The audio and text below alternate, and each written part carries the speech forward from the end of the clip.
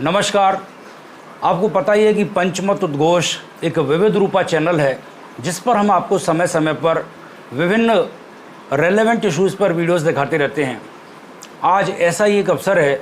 आज के ज़माने में हम देखते हैं कि लोग पितृदोष नाम की बाधा से बहुत पीड़ित हैं और इसके निवारण के लिए वो दर दर भटकते रहते हैं, बहुत सारे दुख प्राप्त करते हैं और कई बार उनको उचित आदमी नहीं मिल पाता और गलत मार्गदर्शन में भटक जाते हैं और अपने मंतव्य को प्राप्त नहीं कर पाते हैं। आज हमारे सामने विराजमान हैं पंडित गिरीश शास्त्री, जो कि वेद वेदांग के ज्ञाता हैं तथा कर्म कांड कराने में निष्णात हैं। ये ज्योतिषाचार्य भी हैं। आज हम पंडित गिरीश शास्त्री से ही जानेंगे कि ये पितृदोष क्या है, क्या इसके कारण हैं और क्या इसका निवारण है। कृपया आप सभी इसको ध्यान से देखें और लाभान्वित हों। पितृदोष है क्या? तो वास्तव में जीवित अवस्था में माता पिताओं के समय पर जो लोग उनकी अच्छी सेवा करते हैं तो उनको पितृदोष नहीं होता, परंतु पिछली पीढ़ियों में हमारे बुजुर्गों द्वारा जो गलतियां की गई हैं उनके परिणाम स्वरूप संतानों तक को वह उसका फल भोगना पड़ता है। क्योंकि संसार का नियम है, किसी भी व्यक्ति के 10वीं पीढ़ी में भी यदि कोई घटना हुई है तो उसका फल आगे वाली पीढ़ियों को भोगना पड़ता है। ये अकाट्य सत्य है। पितृदोष को जानने के लिए सदैव इसको दो ही प्रकार से जाना जा सकता है। या तो कोई वास्तव में ही पहुँचे हुए ज्योतिषी के पास जाने से ये निदान होता है, या कोई महान संत हों जिनका सानिध्य परमात्मा के द्वारा हो चुका है और उनकी तरंगें परमात्मा से मिलती हों, तो दो के अलावा तीसरी विधि इसमें मायने नहीं है। ज्योतिष तीसरा नेत्र है, तो तीसरे नेत्र के द्वारा ये देखा जा सकता है कि किस व्यक्ति को कैसे प्रकार का पितृदोष है। ये पूरा एक विज्ञान है, साइंस है कि जब कोई भी आत्मा शरीर को छोड़ कर के बाहर निकलती है तो उसकी हजारों लाखों किलोमीटर प्रति घंटा की चाल से वो ऊपर उठती है, और जिसके सभी राग द्वेष समाप्त हो गए हैं, जिसने शरीर को त्यागना स्वीकार कर लिया है, जिसने सभी भोगों को भोग लिया है, जिसको शरीर एक बोझ लगने लगा है, जिसने पूर्ण आयु को प्राप्त कर लिया है, जो फल पक चुका है, वो पूरी तरह से उस आत्मा को छोड़कर निकलना चाहता है और लाखों किलोमीटर प्रति घंटा की चाल से ऊपर उठता है, तो उसमें कोई समस्या नहीं है। वो एक समस्या का विषय नहीं है। वो सीधा अपने गंतव्य तक पहुंचता है, जहाँ जैसे उसके कर्म है उसके अनुसार वो पितृलोक में, बैकुंठ लोक में, यमलोक में वो पहुंचता है और बीच में उसकी गति नहीं रुकती। यदि किसी व्यक्ति की आकांक्षाएं पूरी नहीं हो पाती हैं, कोई धन से या पुत्र से या शरीर से या भोगों से अतृप्त रहता है, या उसकी संपत्ति को किसी दूसरे व्यक्तियों के द्वारा अधिकार में कर लिया जाता है, या वो संतानहीन होता है और संपत्ति को छोड़ते समय उसके मन में ये क्लांति रह जाती है कि अब मेरे पीछे मेरी संपत्ति को कौन भोगेगा, तो निश्चित रूप से उसकी गति में कमी होती है।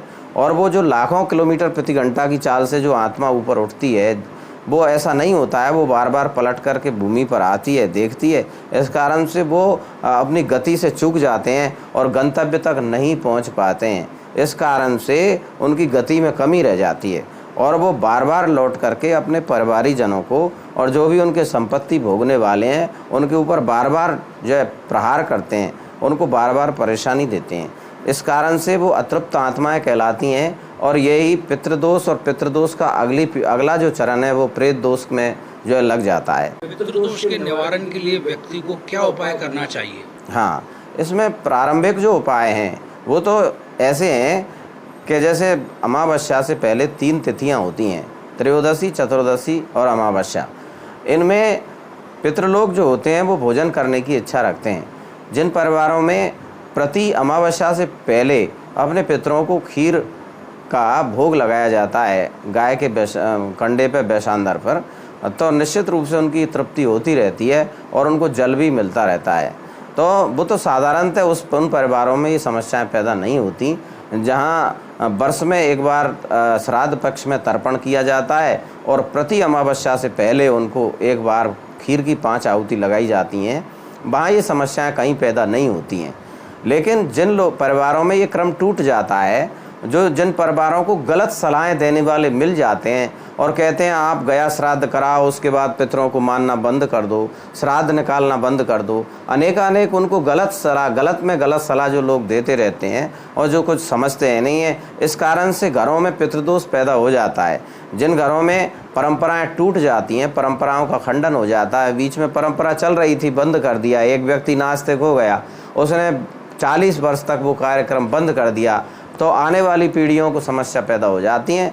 तब वो कहीं किसी विद्वान के पास जाते हैं, तब जा कर के दोबारा से इन चीज़ों को करते हैं, तो उनमें उनको समस्याएं होती हैं। और दूसरा इसका चरण ये है कि यदि समस्या पैदा हो जाए, यदि कोई एक्सीडेंट में या अकाल मृत्यु से या विष के द्वारा इस प्रकार से कोई व्यक्ति चले जाएं और उनमें अचानक पितृदोष उत्पन्न हो जाता है, तो उनकी जो है तीनों पद्धतियों से, अर्थात जो तीनों प्रकार के जो उनके श्राद्ध हैं, मलिन षोडशी और मध्यम षोडशी और उत्तम षोडशी, इन विधियों से जिनका संस्कार आदि किए जाते हैं, भट्ट कर्म आदि किए जाते हैं, तो उनमें कोई समस्याएं नहीं रहती। जहाँ इन कर्मों का लोप हो जाता है तो वहाँ समस्याएं रहती हैं, तो उनके लिए विशेष कर्म फिर कराने पड़ते हैं। जब ज़्यादा जटिल समस्या हो जाती है तो हम श्रीमद् भगवत गीता उनके लिए सुनाते हैं, और उससे भी अधिक अगर जटिल समस्या कहीं हो जाती है तो श्रीमद् भागवत सुनाते हैं। और श्रीमद् भागवत प्रेत योनि के उद्धार के लिए है। पंडित जी महाराज, ये बताइए, जिस व्यक्ति के घर में पितृदोष हो उसमें क्या बाह्य लक्षण उत्पन्न होते हैं? कैसे लगता है कि पितृदोष है? जय राधे। देखिए, पितृदोष के जो लक्षण, जहाँ तक बात है, बस सबसे बड़ा लक्षण तो एक ये है कि घर के सदस्यों में आपसी मतभेद होना, ये प्रथम लक्षण है पितृदोष का।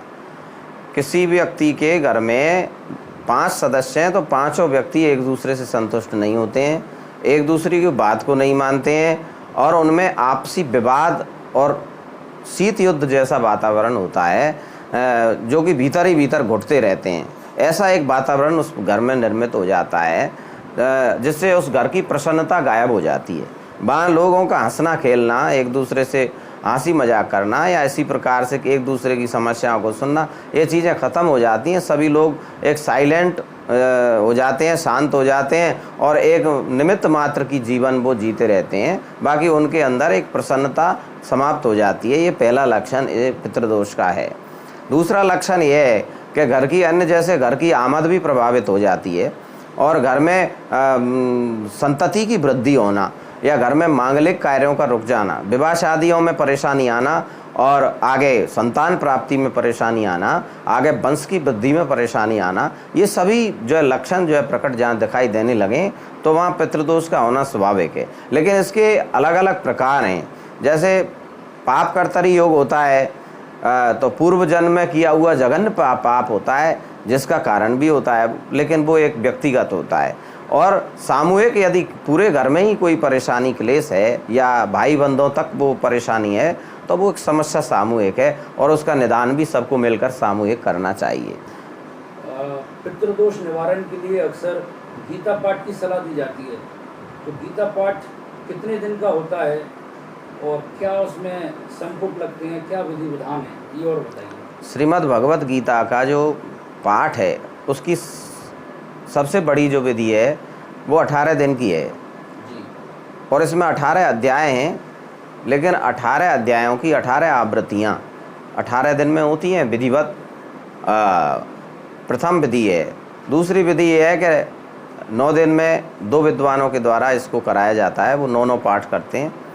और तीसरी विधि ये है कि 5 विद्वान बिठा करके 18 पाठ कराए जाते हैं। सभी की विधि में संपुट स्थान ऋषिकेशे तव प्रकृत्या जगत प्रहस्यत्य अनुरज्यते च रक्षांसि भीतानि दिशो द्रवंती सर्वे नमस्यन्ति च सिद्धसंगा, ये संपुट लगाया जाता है, जिससे कि घर के अंदर जितने भी प्रकार की अतृप्त आत्माएं, बाह्य बाधा, अंतर बाधाएं, वो सब दूर हो जाती हैं, और जो भी पितर हैं उसको सुनकर के तृप्त हो जाते हैं, शांत हो जाते हैं। कहने का अर्थ यह है, तीनों विधि हैं और तीनों विधि कारगर हैं। हमने अपने जीवन में तीनों विधियों का उपयोग किया है और लोगों की समस्या भी निदान हुई है। लेकिन तीनों विधि निर्मित क्यों हुई हैं, उसका एक कारण है। 18 दिन की विधि में जो समस्याएं हैं वो ये हैं कि घर गृहस्थों में जैसे 2 स्त्रियां हैं, 3 स्त्रियां हैं, तो उनका मासिक चक्र आता है, और घर के अंदर जब मासिक चक्र वाली स्त्री होती है और उस समय उसके अंदर अनुष्ठान चलता रहता है तो उसकी सिद्धि होना असंभव है।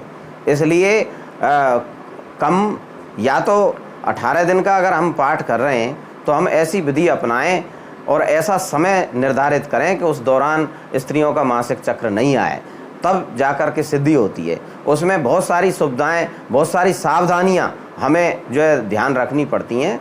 जैसे हमें किसी दूसरे के घर में अन्न ग्रहण नहीं करना है, नाखून नहीं काटने हैं, बाल नहीं काटने हैं, सभी सदस्यों को ज़मीन पर सोना है, आदि आदि अनेक जो है समस्या ऐसी जो होती हैं, सावधानियां जो कि हमें ध्यान रखनी होती हैं। और 18 दिन इतना लंबा समय होता है कि उस दौरान तक घर के 5, 6, 10 सदस्य होते हैं, वो सभी उन समस्याओं उन सावधानियों को पूरी तरह से पालन नहीं कर पाते हैं। इस कारण से उस अनुष्ठान के संपूर्ण होने में जो है शंका रहती है और अक्सर कर जो है लोग विफल हो जाते हैं। इसलिए उसमें छोटी जो विधि निकाली गई है वो इसीलिए कि हम घर के सभी सदस्यों को नियमों के बंधन में बांध कर रख सकें, इसलिए हम उसको कम समय में भी करा सकते हैं। गीता पाठोपरांत किसी को कैसे पता चलता है कि उसके पितरों की तृप्ति हो गई, उनकी मुक्ति हो गई? गीता पाठ उपरांत सभी सदस्यों को एक बहुत ही अच्छी अनुभूति होती है। घर में एक दूसरे से जो है एक दूसरे की समस्या को समझने का उनके अंदर भाव पैदा हो जाता है। और दूसरे ये है कि घर की आमद अच्छी हो जाती हैं, घर के अंदर जो है संतति की बाधा है तो वो आगे संतान प्राप्ति का मार्ग खुल जाता है, और जो भी समस्या से ग्रसित हैं वो समस्याएं निदान होने की तरफ होती हैं। और हम तो यही सबसे बड़ी मानते हैं कि जैसे समस्याएं समाधान होने लग गई तो हम मान्य करेंगे कि हमारा पाठ सफल हो गया। और यदि समस्या समाधान नहीं हो रही हैं तो उसमें 2 कारण हैं। या तो समस्या पितृदोष के अलावा कोई दूसरी है, जो कि कराने वाला जो समस्या को पूरी तरह से सही तरह से ये पता नहीं लगा पाया कि ये पितृदोष ही है या अन्य कोई समस्या है। यदि वो पितृदोष ही है तो गीता पाठ कराते ही उसी दिन समस्याओं को समाधान होना शुरू हो जाता है।